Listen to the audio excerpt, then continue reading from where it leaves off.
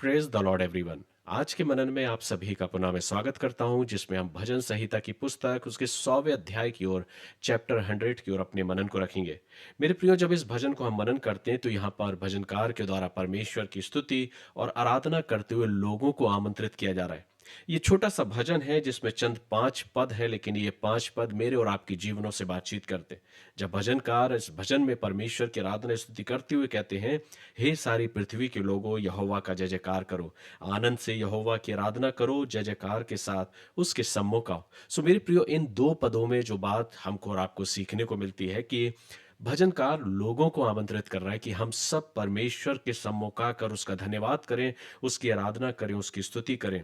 और इसके पीछे उद्देश्य है, जब हम परमेश्वर के करीब जाते हैं तो अपने निवेदनों को लेकर, अपनी शिकायतों को लेकर नहीं, पर उस परमेश्वर का शुक्रिया अदा करने के लिए जिसने आपको जीवन दिया, ये दिन दिया, ये समय दिया, ये वक्त दिया। ये समय होता है जब हम प्रभु के समीप जाकर उसका धन्यवाद के साथ स्तुति करते हुए उसकी हम प्रशंसा करते। अक्सर कई बार हम परमेश्वर की ओर से दी गई उन आशीषों को भूल जाते हैं, लेकिन हम अपनी आवश्यकताओं और अपनी जरूरतों को लेकर कई बार प्रभु के समीप जाते हैं। कई बार हमारी प्रार्थनाओं में शिकायतें होती हैं, लेकिन भजनकार मुझे और आपको स्मरण दिलाना चाहता है कि जब कभी भी हम अपने प्रभु की आराधना और स्तुति करने के लिए जाते हैं, अगर हमारे पास शिकायतें हैं तो हम अपनी उन शिकायतों को अलग रखते हुए इन बातों को स्मरण करें कि मेरे और आपके प्रभु ने मेरे जीवन में क्या कुछ नहीं किया। मेरे प्रिय, वचन कहता, आनंद से यहोवा की आराधना करो, जय जयकार के साथ उसके सम्मुख जाओ। एक प्रार्थना करने वाला प्रभु के सम्मुख शिकायतों के द्वारा उदास मन के साथ या चिंतित होकर नहीं, पर धन्यवाद के साथ अपने प्रभु के करीब जाए और उसको धन्यवाद दे। क्यों ऐसा भजनकार लिख रहा है? अगर देखा जाए, दुनिया भर में बहुत से लोग विभिन्न बातों को लेकर चिंतित और परेशान हैं। तो क्या एक प्रार्थना करने वाले जन को प्रभु के पास जब वो प्रार्थना लेकर जा रहा है, तो क्या वो अपने प्रार्थनाओं को, अपने निवेदनों को ना रखे या सिर्फ परमेश्वर का धन्यवाद करे? इन्हीं भजनों में आगे हम कुछ देखते हैं कि क्यों भजनकार ऐसा लिखता है। वचन कहता है तीसरे पद में, निश्चय जानो कि यहोवा ही परमेश्वर है, उसी ने हमको बनाया और हम उसी के हैं। इन पदों में एक गहरी बात छुपी हुई है कि जब प्रार्थना करने वाला या कोई भी शख्स जो प्रभु के करीब जा रहा है, उसे ये जान लेना है कि वो मेरा और आपका परमेश्वर है। और परमेश्वर इंसानों से बेहतर जानता है कि उसके द्वारा हमारे जीवन में कौन सी चीजें आवश्यक है और कौन सी नहीं है। इसलिए जब कभी भी हम प्रभु के समीप जाएं तो हम अपने जीवन के द्वारा इन बातों का अवलोकन करें और जांचें कि हम किसके पास जा रहे हैं। वो परमेश्वर है जिसने हमको और आपको बनाया है और हम उसी के हैं। जब हम उस परमेश्वर के हैं और जिसने मुझे और आपको बनाया, मेरे प्रियो, तो हम वो जानता है कि मेरे लिए क्या अच्छा है और क्या बुरा। आगे लिखा है, हम उसकी प्रजा और उसकी चराई की भेड़ है।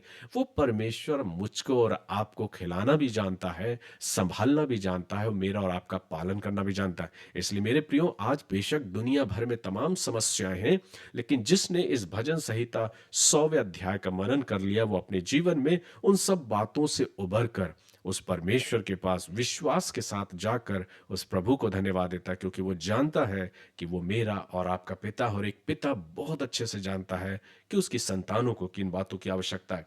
आगे लिखते हैं, उसके फाटकों से धन्यवाद और उसके आंगनों में स्तुति करते हुए प्रवेश करो, उसका धन्यवाद करो और उसके नाम को धन को, क्योंकि यहोवा भला है और उसकी करुणा सदा के लिए है और उसकी सच्चाई पीढ़ी से पीढ़ी तक बनी रहती है। यही इस भजन के अंतिम पदों में उस बात को वर्णन किया गया जिसमें भजनकार इन बातों को लिखता है और वो कहता है, उसका धन्यवाद करो, उसके नाम को धन्य कहो। क्यों?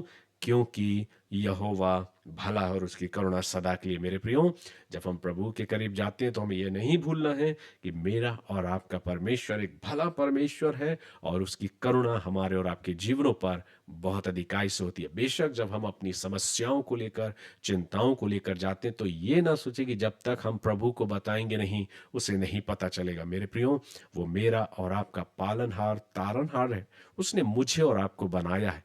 वो मेरी हर एक बातों को जानता, मेरी हर एक आवश्यकताओं को जानता है। सो मेरे प्रियो, जीवन में जब कभी भी हम प्रभु के समीप जाएं तो धन्यवाद के साथ जाएं, आराधना करते हुए, स्तुति करते हुए, प्रशंसा करते हुए, आनंद के साथ, खुशी के साथ जाएं और उस प्रभु को धन्यवाद दें, क्योंकि वो जानता है कि आपके लिए क्या बेहतर है। सो अगर आज आपकी किसी प्रकार की कोई आवश्यकता है, प्रभु के पास धन्यवाद के साथ जाएं। वो प्रभु आपके मांगने से पहले जानता है कि आपको किन किन बातों की आवश्यकता है। प्रभु इन वचनों के द्वारा आप सभी को आशीष दो, और अगर आपने आशीष को पाया है तो इस वचन को औरों के साथ जरूर शेयर करें। प्रार्थना करें कि प्रभु हमसे और आपसे बातचीत करें। प्रभु इस वचनों के द्वारा आप सभी को आशीष दे। God bless you. प्यारे प्रभु, हम आपके पास आते हैं, धन्यवाद देते हैं आज के इस खूबसूरत और आशीषित पल के लिए, जो जीवन आपने हमको दिया, इसके लिए हम आपका शुक्रिया अदा करते हैं। बेशक हमारी जिंदगियों में बहुत से उतार चढ़ाव है, लेकिन हम प्रार्थना करते हैं प्रभु कि तेरी करुणा, तेरी कृपा हमारे ऊपर प्रबल रहने पाए। हम और क्या मांगे प्रभु, क्योंकि आप हमारे मांगने से पहले सब कुछ जानते हैं। इस आशा और विश्वास के साथ प्रभु, धन्यवाद के साथ हम अपने जीवनों को, अपने आप को और आज के इस वचन को और हर एक सुनने वालों को प्रभु आपकी सामर्थ्य हाथों में देते हुए प्रार्थना प्रभु यीशु ख्रीष्ट के नाम से को मांगते हैं। सुनिए और ग्रहण कीजिए। आमीन। गॉड ब्लेस यू मेरे प्रियो। प्रभु आप सभी को बहुत अधिक की आशीष प्रदान करें।